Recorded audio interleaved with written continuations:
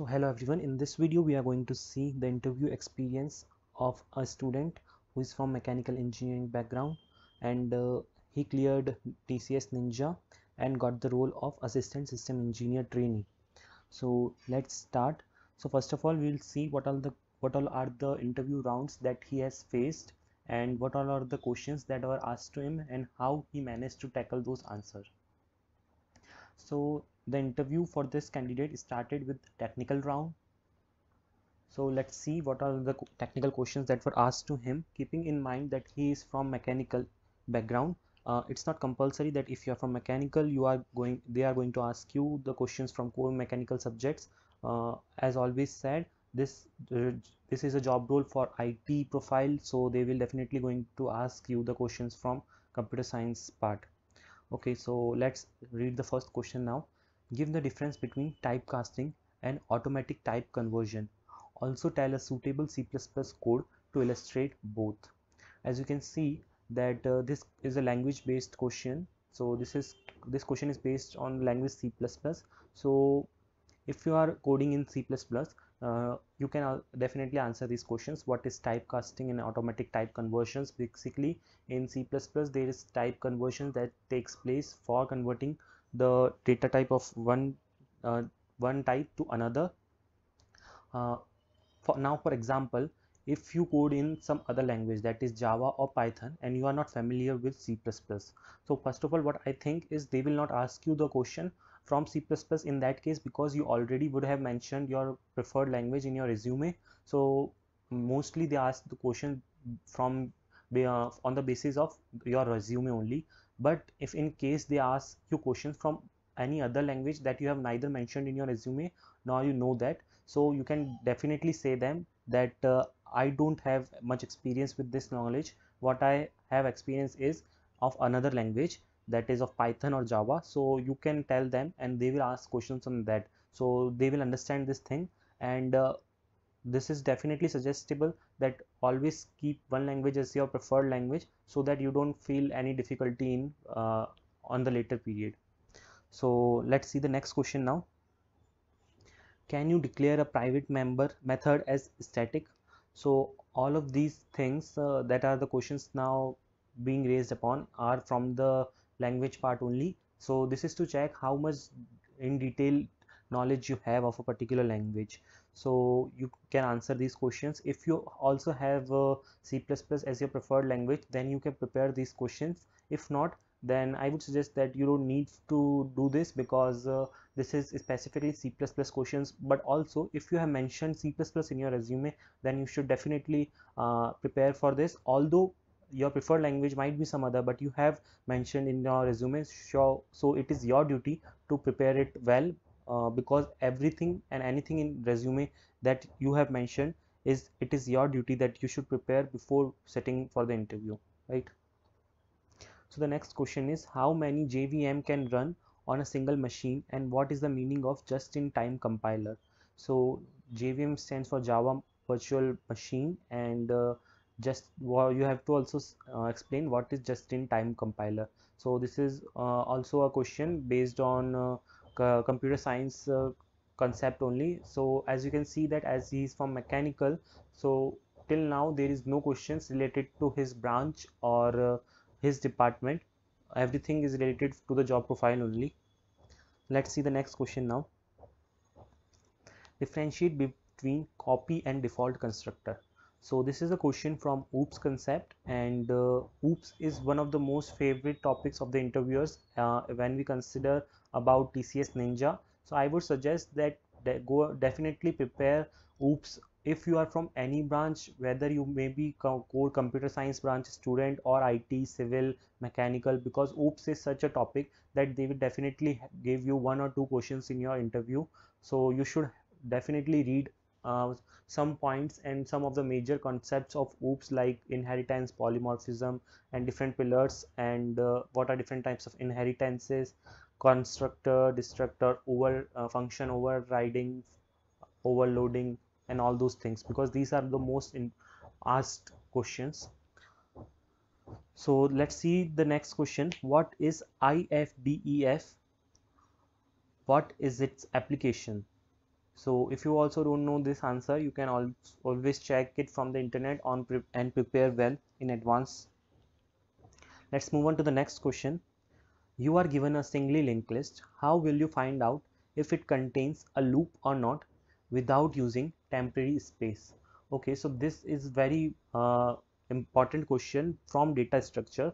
So linked list is such a topic which a student doesn't cover in depth. So if they have asked you this question, so you must have first of all knowledge of linked list and some of the traversal mechanism, how traversing happens in linked list, because if you don't know that, this you can't answer this question.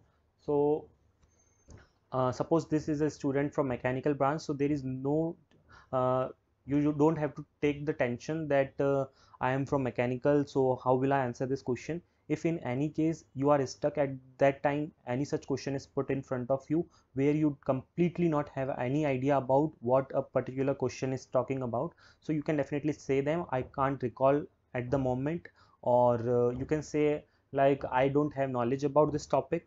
So they will frame another question. So I would suggest not to give false or another made up answer, because giving wrong answers will affect your performance. And if you say directly no, that I don't recall this answer or I don't know about this topic, then this will save time for both of you, that is the interviewer and the interviewee. So if you know basic things about the linked list and all, you can always speak about it, and then you can say that I don't know further about it, and that will be good for everyone. So let's move on to the next question now. A person was fined for exceeding the speed limit by 10 mph.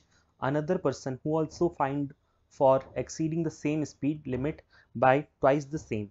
If the same person was traveling at a speed of 45 mph, find the speed limit. So in many cases we can see that they give one or two aptitude questions in between or some puzzle questions in between, and they might not ask you to completely solve it. What they can ask you is to give the approach of that question, because it is very important for them to know how you think in a particular way. So if you don't know any answer also, you should always give it a try and try to solve as much as possible, because these are basic analytics questions. If you don't know the answer also, it's totally fine. Just think it loud. Whatever you are thinking, just say it in words, so that the interviewer will also get to know that at what point and at what point you are and what are you thinking, right? So let's move on to the next question now. What are the different errors encountered while complying? Okay, so you can answer this question accordingly. So this was all the questions that were asked to him in the technical round.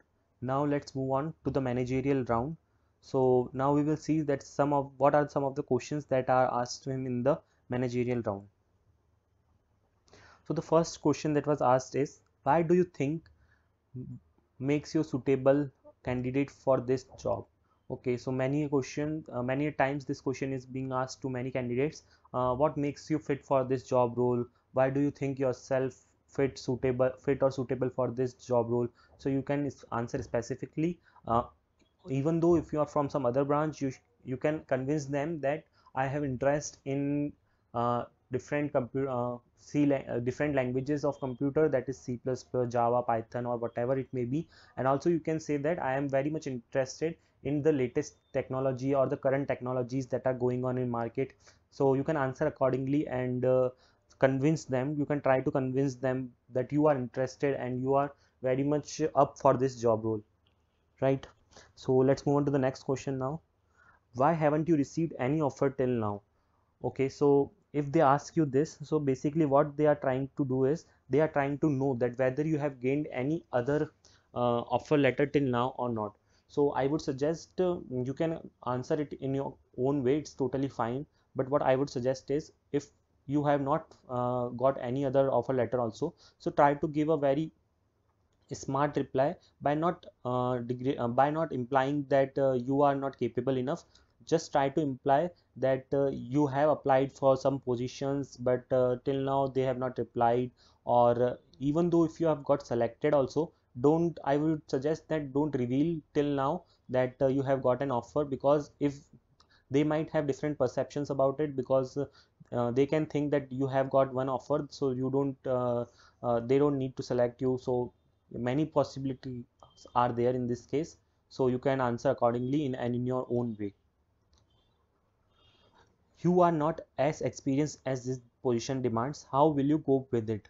So basically this is for a fresher, uh, this job profile is for a fresher, so I don't think so this question will be put to you in many cases. So there is very less chances of this question, but you can say if they ask, so why they are asking this question to this student is because he's from a mechanical background and the job profile is of IT.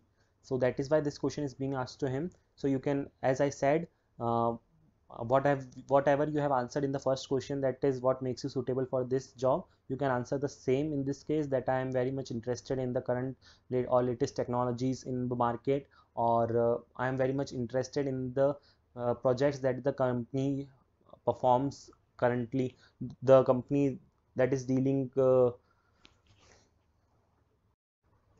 I am very much interested in the projects that is dealt by the company currently, and all of these things. So basically before you sit for the interview, it is also advisable to make some points for about the company, so that you know something about the company, right? So let's move on to the next question. Rate your communication skills and technical skills. So if you are, you can rate it according to you. If you are very proficient in speaking, you can rate 5 out of 5 stars up to you, or anything like that. It's totally upon you. What is your style of management?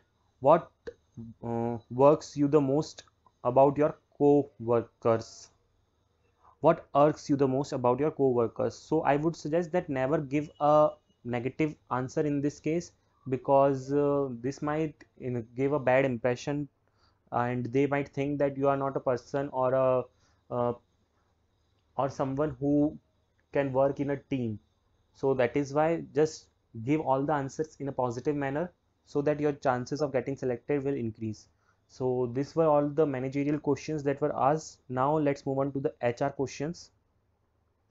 Describe your hobbies. So this is one of the basic question, and you can answer it in your own way, and try to pick up some mature hobbies and relate it with real life examples. And this many a times this discussion goes very long with the HR, and they try to observe you, how well do you speak, and how well do you interact with others in this way. So do your working hours might be as long as 14 hours per day. Do you think you will be able to manage that?